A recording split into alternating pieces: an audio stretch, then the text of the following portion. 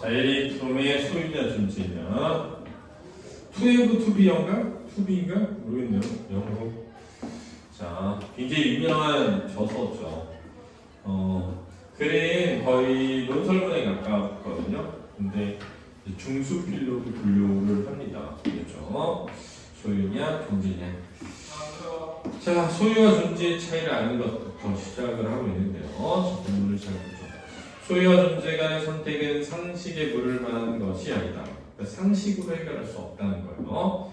소유한다는 것은 누가 보더라도 우리 생활에 당연한 기능처럼 보이기 때문이다. 그래서 소유가 중시되고 있는 현대 사회의 모습입니다. 살기 위해서는 물건을 가져야 하고 더욱이 물건을 소유해야만 그것을 즐길 수 있죠. 그래서 소유해야 그것을 사용할 수 있습니다. 그렇죠? 소유, 그것도 더 많은 소유를 최고의 목적으로 삼고 어떤 인물을 100만 달러의 가치가 있다라고 표현하는 것이 자연스러운 문화 속에서 자, 사람을 돈으로 평가하는 거죠. 돈의 가치로 환산해서 평가하는 거죠. 어떻게 소유와 존재 간의 선택 따위가 가능하다는 말인가? 자, 당연히 소유다. 그렇죠? 소유와 존재 간의 선택은 상식에 불과한 것이 아니라 왜? 이미 정해져 있는 것처럼 여겨지니까 이런 뜻입니다. 오히려 존재의 본질이 소유이기 때문에 만일 인간이 아무것도 소유하지 않으면 그는 아무것도 아니라고 생각할 것이다.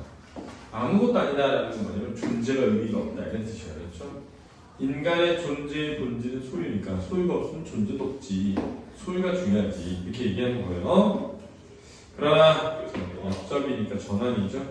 위대한 인생의 스승은 소유와 존재의 선택을 삶의 가장 중요한 문제로 삼았다. 현실에서는 이것을 중요한 문제로 삼지 않고 당연한 것으로 여겨왔는데 이런 뜻이 않지? 현실에서는 당연한 것으로 여겨왔는데 위대한 철학자들은 중요한 문제로 삼았다는 거예요. 부처는 해탈에 이르기 위해서는 소유를 갈망하는 삶을 권이라고 가르쳤고 자, 위대한 스승이니까 이런 그죠? 전문가나 이런 신뢰할 만한 사람의 견해를 인용하면 신뢰감이 형성되는 겁니다. 신뢰감이. 또 예수는 자기 목숨을 구원하려는 사람은 그 목숨을 잃고 오히려 신을 위해 자기 목숨을 잃는 사람은 구원될 것이니 사람은 세상을 얻고도 자기를 잃으면 무엇이 유익할 것이라고 합니다. 그래서 자기를 잃으면 안 된다. 구원을 받지 못한다는 거죠. 세상을 얻는다 소유고요.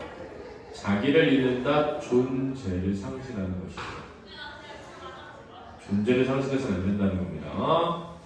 독일의 철학자 에카르트님, 자, 이 에카르트도 인생의 스승이면서 동시에 권위 있는 사람이죠. 권위 있는 사람의 이야기를 통해서 신뢰성을 형성하고 있는 겁니다.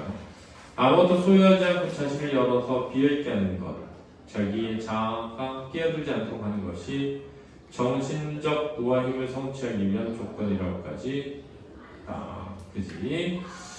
그래서 소유를 오히려 부정시해 온 위대한 스승들을 열거하고 있는 겁니다. 그렇죠?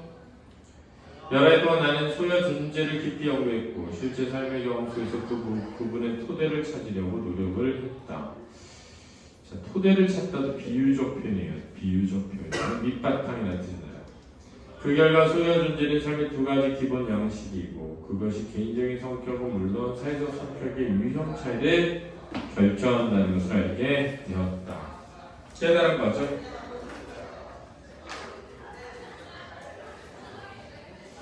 자, 여러 시적 표현의 사례가 되겠습니다.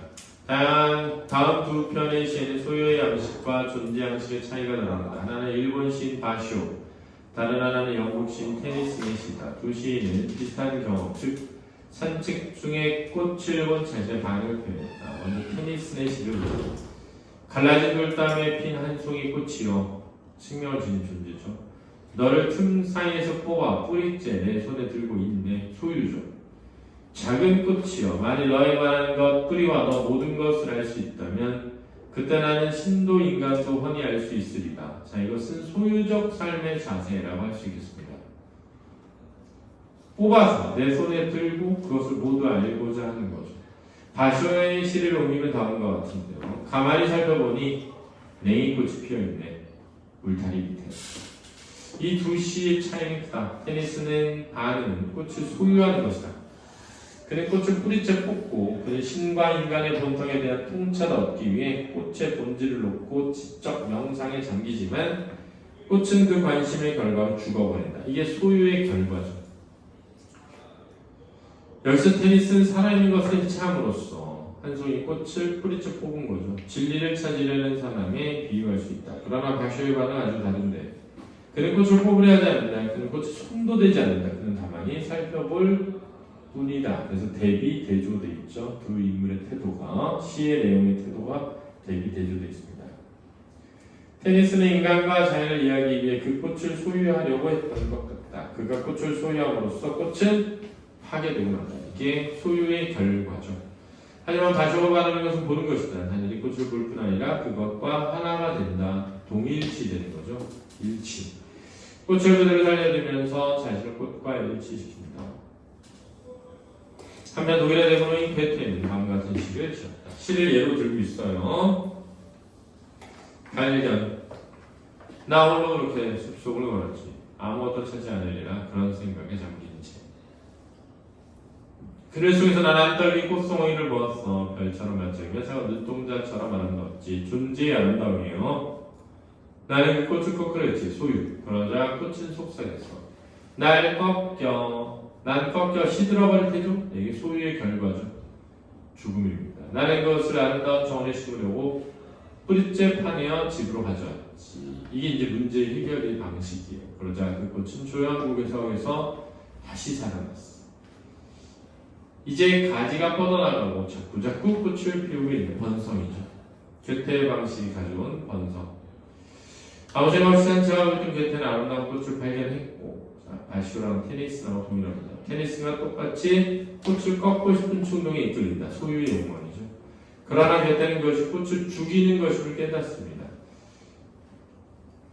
괴테에게 꽃은 당당히 살아있는 생명이기에 이게 주체라는 거예요. 꽃이 스스로 주체가 되고 꽃이 그에게 말하는 경고하죠. 그래서 그는 앞에 두 시인과 다른 방법을 문제제기합니다. 그는 꽃을 뿌리째 뽑아 정원에 다시 심으로써 그 생명이 파괴되지 않도록 한다.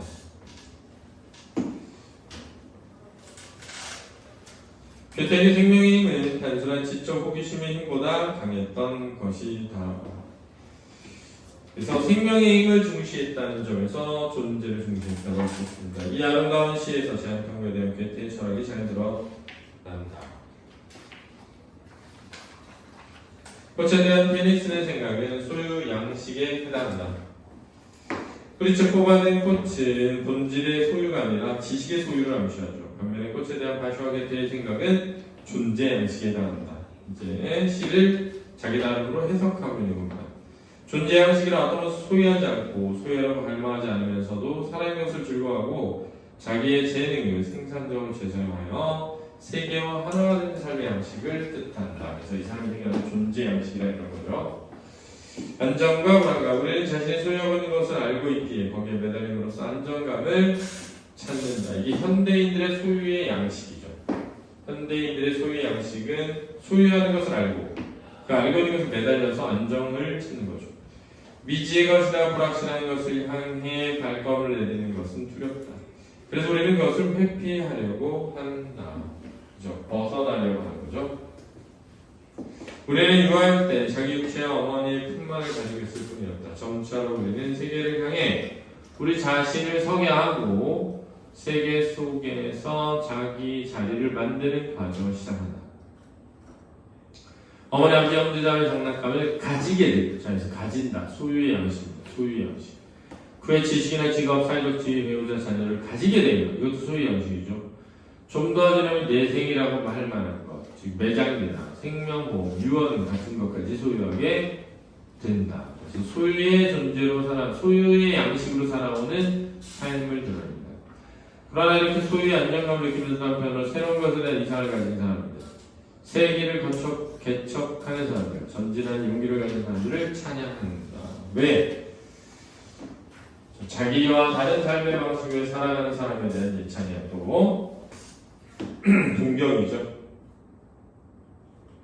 신화에서는 이런 삶의 양식이 영웅을 통해 상징적으로 표현된다. 영웅이란 자신이 가진 것, 즉 토지나 가족, 재산 등에 얽매이지 않고 앞으로 나가는 용기를 가진 사람이다. 자신이 가진 것, 소유죠.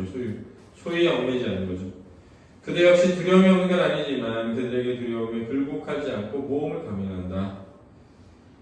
지혜와 가족 모든 소유가 확실성을 내던지고 집착이 없는 삶을 향해 나아간 부처님. 아무것도 소유하지 않았기 때문에 세상의 눈으로 보면 볼품없는 존재지만 인류에 대한 완전한 사랑을 실천한 예수가 그러했다. 그래서 영웅이에요. 또한 모험과 위험을 겁내지 않고 하고 나간 헤라클레스, 리우세우스 같은 이야기 속 영웅들도 이 같은 기준에 부합한다. 그래서 이 같은 기준이라고 하는 것은 뭐죠? 소유에 얽매이지 않고 나아가는 용기를 가진 거죠. 소유에 얽매이지 않고 나아가는 용기를 가진 그들 역시 가진 것을 버리고 불확실성을 무릅쓰며 앞으로 나아갔다. 가진 것 소유죠.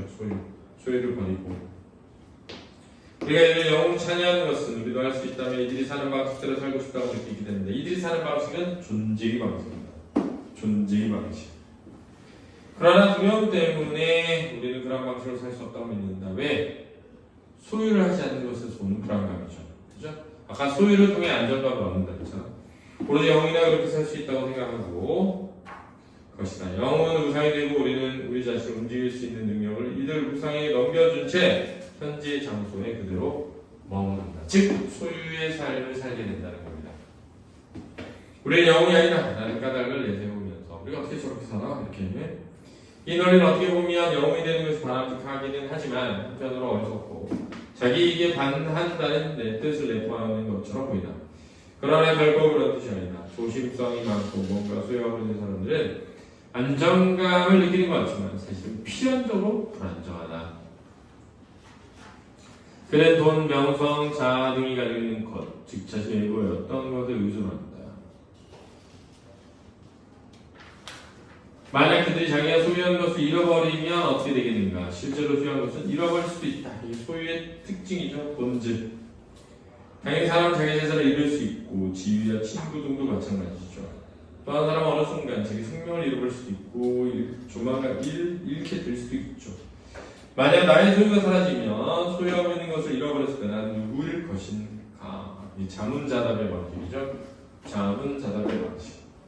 소유가 자신이라고 생각한다면 소유가 사라지면 누구지? 그릇된 삶의 방식에서 패배한 뒷빠진 슬픈 증거물 외에 아무것도 아닐 것이다. 소유하고 있는 것을 잃어버릴 수 있기 때문에 나는 필연적으로 가지고 있는 것을 항상 잃어버릴까봐 항상 걱정하게 된다. 이게 불안감이죠. 도둑을, 경제적 변화를, 혁신을, 병을, 죽음을 두려워한다. 따라서 늘 걱정이 끊어지지 않는다. 자, 소유적 삶이 가지게 되는 결과죠. 건강을 잃을까 하는 두려움뿐만 아니라 자신이 소유한 것을 상실할까 하는 두려움까지 겹쳐서 만성 우울증을 고통합니다. 더 잘 보호받기 위해 더 많이 소유하려는 욕망 때문에 방어적이 되고 경직적이 되며 의심이 많아진다. 이게 소유의 삶의 양식이 가져오는 폐해입니다. 소유의 삶의 양식이 가져오는 폐해.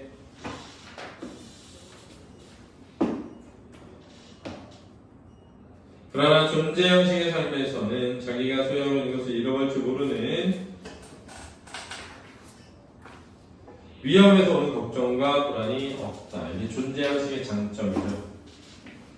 나는 존재하는 나이고 내가 소유하고 있는 것은 내가 아니니까 아무도 나의 안정감이나 주체성을 뺏어가거나 위협할 수 없다. 자, 뺏어가거나 위협할 수 있는 건 뭐지? 소유하고 있는 것이죠. 그죠? 나 자체가 아니잖아. 나의 중심은 나 자신 안에 있고 나의 존재 능력, 나의 기본적 함의 발현 능력은 내 성격 구조의 일부로 나의 근거가 있다. 나를 떨어져서는 있을 수가 없죠. 물론 이는 정상적 삶의 과정이나 사람을 무력하게 만드는 병이나 고문 그 밖에 강력한 외부적 제약이 있는 상황에는 해당하지 않는다. 알았지? 다 그런 말입니다. 자, 소유는 사용함으로써 감소되지만 존재는 실천함으로써 성장한다. 차이점이죠. 이성의 힘, 사랑의 힘, 예술적, 지적, 창조의 힘 등 모든 기본적인 힘은 발현되는 과정을 통해서 성장한다. 쓰이는 것은 잃어버리는 것이 아니고 반대로 보관하는 것이 잃어버리는 것이다. 이게 이제 깨달음이 되고요. 존재 형식의 삶을 살 때도 위험이 있겠지만 유일한 위험은 내 자신 속에 있다. 왜? 물건을 어떤 다른 외부의 것을 소유함으로써 살아가는 게 아니니까. 그것은 삶에 대한 믿음의 결핍이나 창조적 능력에 대한 믿음의 부족이나 퇴보적인 경향, 내적인 악함, 내 삶을 다른 사람이 떠맡기라는 생각 등에 도사리고 있다. 그러나 이를 위험이 늘 있는 것은 아니다. 소유 양식의 삶에 상실의 위험이 늘 있는 것과는 사정이 다르다. 이것도 차이점이지. 소유 양식은 상실의 위험이 늘 있지만 존재 양식은 위험이 있을 수도 있고 있지 않을 수도 있다라는 게 되겠습니다. 그래서 어떤 삶의 양식으로 말하는 거나 존재 양식의 삶이라고 말하는 거다라는 거죠. 그러니까 우리가 뭘 더 많이 소유하려고 하면 할수록 사실은 부족함을 느낄 뿐이다라는 것을 설명했습니다. 그렇습니다.